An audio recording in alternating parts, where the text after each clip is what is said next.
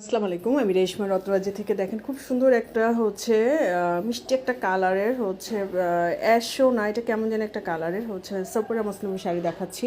শাড়িটা কিন্তু খুব সুন্দর, অল ওভার এভাবে কাজ করা থাকবে। এটা কিন্তু আঁচলের অংশটা যেটা এরকম টার্সেল করা থাকবে এবং শাড়িটা কিন্তু সিলভার জারি সুতা দিয়ে কাজ করা। হ্যাঁ, শাড়িটার অল ওভার এইভাবে লম্বা লম্বা করে কাজ করা। এটা আমাদের কট পাইপিং দিয়ে ফিনিশিং করা থাকবে।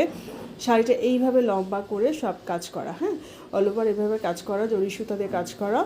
এবং শাড়িটা কিন্তু খুবই সুন্দর, সামনাসামনি বেশি সুন্দর। ভিডিওতে কেমন দেখা যাচ্ছে কালার একটু 19-20 হতে পারে, সেটা আপনারা জানেন যে ভিডিওতে আর সামনাসামনি একটু 19-20 হয় কালার। তো কালারটা যেরকম দেখতে পাচ্ছেন একদম সেরকমই পাবেন। আর এই যে কাজের যে ফিনিশিংটা দেখাচ্ছি, সে কাজের ফিনিশিংগুলো দেখেন, খুবই সুন্দর করে এগুলো ফিনিশিং করা।